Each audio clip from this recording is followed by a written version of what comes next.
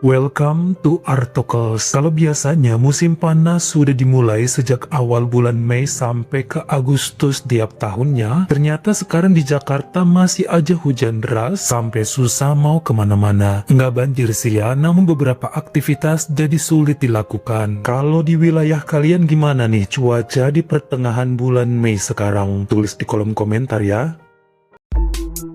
Buat kamu pecinta kisah-kisah kriminal, kita kenalan lagi yuk sama channel yang super seru bernama Mabar Kriminal. Bisa bikin pikiran kita traveling karena nyimak kasus yang di luar ekspektasi tetangga. Kisah-kisah unik tapi tetap bikin adrenalin kamu terpacu kencang dengan kasus yang bikin kita siksak shock. Yang pasti menjadi salah satu channel andalan seputar dunia kriminal yang di luar nalar manusia. Ekspektasi dan realita emang gak selalu sama, makanya wajib menambah wawasan agar kita tetap terselamatkan. Abis nonton videonya Bang Artocles, jangan lupa mampir ke Mabar Kriminal agar pengetahuan kamu tidak tertinggal.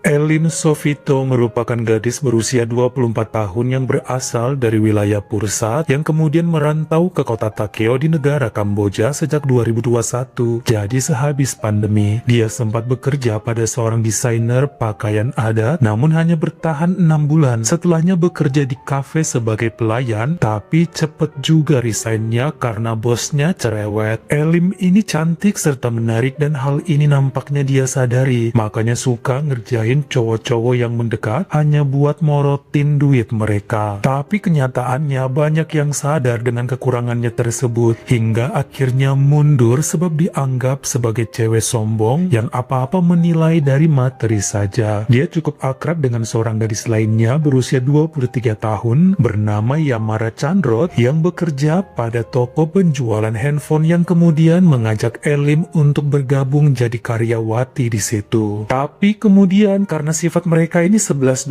lah, sama-sama genit dan materialistis, akhirnya mencoba godain bos sendiri demi uang. Bulan Januari 2023 akhirnya berbarengan dipecat oleh istri bosnya karena semakin menggila. Bayangin aja, bosnya diajakin minum alkohol dan juga pesta seneng-seneng di hotel tanpa busana, sampai barang-barang di toko khususnya handphone dan tablet habis terjual, tapi duitnya nggak ada, nggak tahu kemana perginya. Bahkan kemudian saat bosnya dicerai dan jatuh miskin, malah ditinggalin oleh Elin dan Yamara karena mereka mah emang cari duitnya doang, bukan suka sama sosok bosnya tersebut.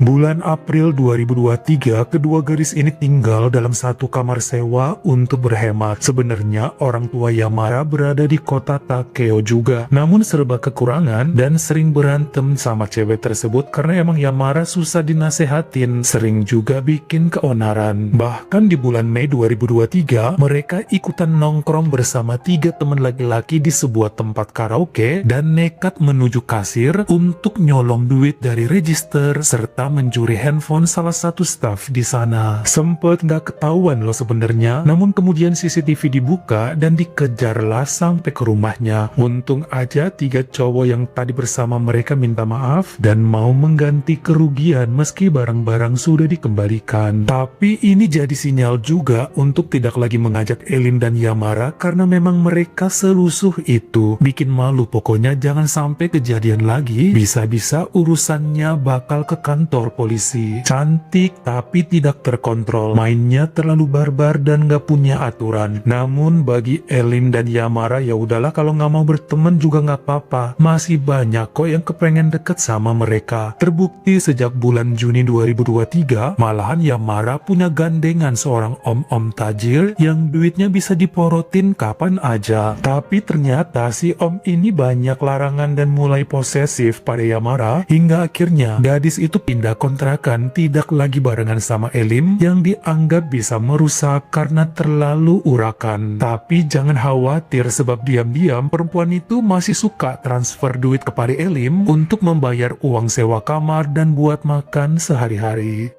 Ada niatan Elim balik ke kampung halaman atau pindah ke ibu kota Phnom Penh karena namanya di Takeo mulai jelek menurut orang-orang. Yamara yang dulu menjadi kawan di saat sedih dan miskin sekarang udah jadi kekepan om-om, malah susah dihubungin walaupun masih ngasih duit. Pernah juga gadis ini melamar kerja di percetakan, namun cuma bertahan 1 bulan karena kerjanya salah-salah melulu. Dia dipecat tanpa pesangon sebab dianggap terlalu sering dandan serta merokok dibandingkan mengerjakan job desk-nya. Sampai kemudian kenal dengan seorang pemuda yang kerja di supermarket dan menjadi akrab selama 3 mingguan. Namun belakangan cowok itu mundur perlahan karena Elim minta uang terus. Belakangan karena nggak dikasih, ngomel melulu hingga bilangnya minjem bukan minta. Karena jumlahnya besar tetap nggak dikasih. Akhirnya ngamuk-ngamuk. Agak kacau nih attitude-nya Elim. Si Yamara aja beberapa kali nelfon dia nyuruh untuk bertobat, jangan nakal-nakal lagi seperti dulu.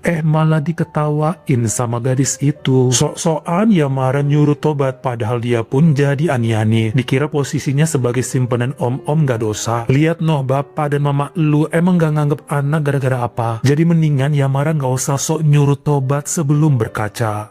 Pada hari Senin sekitar pukul 11 malam di tanggal 20 November 2023, Elim mendatangi supermarket 24 jam yang bernama Zone Market Retail di Jalan Krongdon KF di Takeo. Ini adalah tempat kerja si pemuda yang jadi temannya kemarin. Tapi sayangnya saat itu si pemuda lagi libur. Jadi gadis ini sempat keluar masuk nggak jelas karena dia sih niatnya mau minjem duit. Setelah menunggu selama 30 menit di luar supermarket yang lagi sepi tersebut, akhirnya nekat masuk dan mengelilingi beberapa rak dengan olah tubuh yang mencurigakan. Di saat mau keluar, ternyata seorang petugas satpam bernama Olong Menghour menghentikan langkahnya sebelum mendekati pintu utama. Diajaknya menuju ke area belakang supermarket untuk dilakukan pemeriksaan. Namun Elim menolak kemudian berusaha untuk kabur. Tapi berhasil ditangkap lalu diseret ke kantor. Setelah diperiksa bagian dalam jaket dan celana jeansnya, terdapat 2 kotak coklat, sebotol parfum kecil sampai pir kalengan yang harganya sebenarnya tidak terlalu mahal. Sempet ya diancam bakal dilaporin pada polisi, namun kemudian Elim melawan dan memukul kepala Pak Olong dengan kaleng bir lalu berusaha untuk lari. Namun gak semudah itu karena tenaganya kalah kuat. Malah kemudian dia dipindahkan ke gudang samping di mana di sana biasanya digunakan untuk menyimpan stok barang yang berhubungan dengan keperluan orang dewasa, seperti pembalut, alat pengaman pria, pelicin dan sebagainya. Olong bilang dia akan menunggu bosnya datang baru melepaskan Elim. Jadi untuk beberapa jam terpaksa gadis ini dikurung dalam gudang tersebut. Dia sempat teriak, namun ketika diancam bakal dilaporin polisi dengan bukti CCTV, akhirnya terbungkam juga.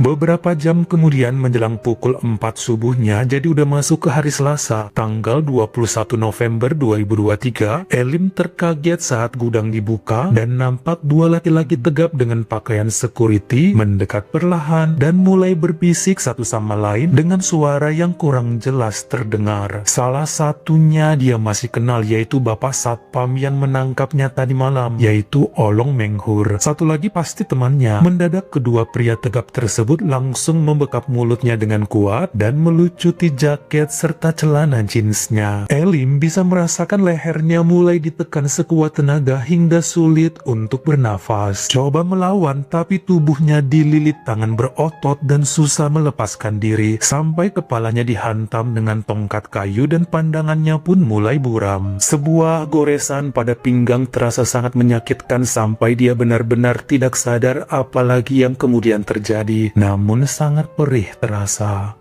Masih di hari yang sama pukul 9 paginya, tubuh Elim ditemukan dalam gudang belakang oleh salah satu kasir supermarket dengan kondisi luka di pinggang serta organ intimnya. Langsung dilarikan ke rumah sakit referral Takeo hingga dokter menyatakan bahwa gadis tersebut diserang dengan senjata tajam kemudian digagahi. Elim masih bisa menceritakan siapa pelakunya dan memberi keterangan kepada polisi yang mewawancarainya tentang peristiwa di malam kejadian, termasuk termasuk awal kedatangannya untuk mencuri. Sayang, luka di pinggangnya semakin parah hingga 5 hari kemudian, tepatnya pada Minggu tanggal 26 November 2023, gadis tersebut menghembuskan nafas terakhir di hadapan kedua orang tuanya yang datang dari Pursat. Sementara dari CCTV serta keterangan yang sempat diceritakan oleh Elim, kepolisian berhasil menangkap Olong Menghur usia 44 dan Moa Peavot usia 35 tahun yang terbukti melakukan perbuatan tercela dengan mencicipi tubuh gadis itu setelah sempat melukai dengan pisau agar tidak melawan. Keduanya mengaku tertarik dan bernafsu melihat kemolekan tubuh Elim yang saat itu ketakutan dan emang berniat untuk menggagahi. Olong Menghur dulunya merupakan tentara angkatan darat Kamboja yang punya skandal pelecehan. Sementara Moa baru 3 bulan menjadi satpam di supermarket tersebut. Mereka ini statusnya sama-sama sudah menikah dan punya anak. Pada bulan Mei 2024, baik Olong dan Moa sama-sama menerima hukuman 25 tahun kurungan atas perbuatan tercela sampai merenggut nyawa Elim Sovito.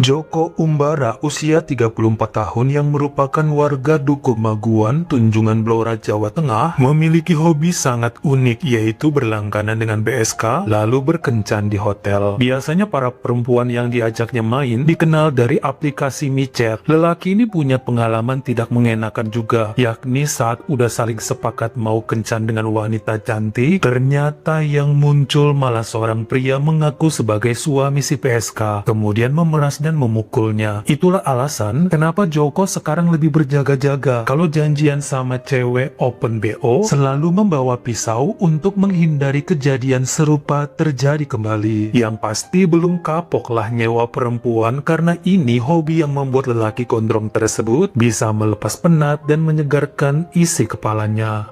Pada hari Selasa sekitar pukul 3 subuh tanggal 17 Januari 2023, Joko Umbara kembali memesan seorang wanita dari aplikasi micet yang saat itu sudah menunggu di Hotel Kablora, Jawa Tengah yang ada di Jalan Raya Purwodadi. Joko berjalan kaki ke sana sendirian dan sempat bertemu dengan seseorang yang menjadi perantara. Dia disuruh masuk ke kamar 323 karena ceweknya udah siap sedia di situ untuk melayani. Sementara si perantara tadi bersama teman lainnya menunggu di kamar 326. Joko pun bersalaman dengan perempuan berusia 35 tahun bernama Mirawati yang sesuai dengan kriterianya, hingga terjadilah kencan yang hanya memakan waktu beberapa menit saja. Mirawati terlihat sangat buru-buru karena ternyata jadwal tamu yang menunggu masih ada. Tapi Joko nggak suka begitu. Lawong dia belum klimaks dan puas, makanya wajib diselesaikan dulu baru nanti dibayar. Cekcok terjadi karena Mirawati kekeh. Udah kelar hingga dengan sigapnya Joko menyerang perempuan itu dengan pisau lipat yang selalu dibawanya, lalu kabur dari sana tanpa menggunakan sehelai benang pun. Dari CCTV hotel dan sekitar, nampak lelaki itu lari tunggang langgang. Sementara teman-temannya Mirawati berusaha menolong cewek tersebut yang sudah terluka parah, khususnya pada bagian leher dan dada, hingga tidak dapat terselamatkan.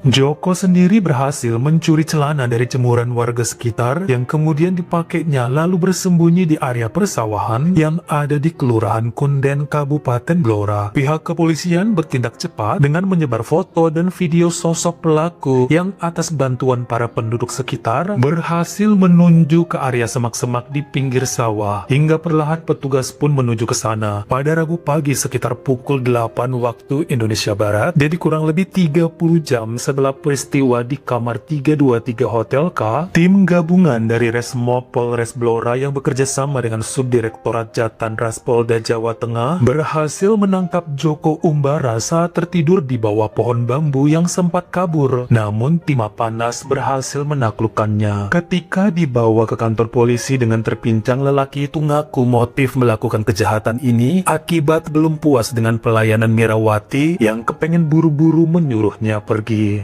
Pada hasil keputusannya per awal bulan September 2023 di Pengadilan Negeri Blora, Jawa Tengah, Ketua Majelis Hakim menjatuhi hukuman 18 tahun penjara kepada Joko Umbara atas kejahatan merampas nyawa orang lain dengan sengaja serta terencana sebagaimana diatur dan diancam pidana dalam dakwaan primer pelanggaran pasal 340 KUHP. Vonis ini lebih ringan dari tuntutan jaksa yang meminta hukuman 20 tahun kurungan. Buat info aja bahwa Mirawati yang menjadi korban ternyata sudah menjanda selama 15 tahun yang sehari-harinya bekerja sebagai pedagang angkringan seperti jualan nasi, rica-rica, dan minuman kopi. Keluarganya kaget dia punya pekerjaan open BO dan harus kehilangan nyawa di hotel ketika melayani tamunya.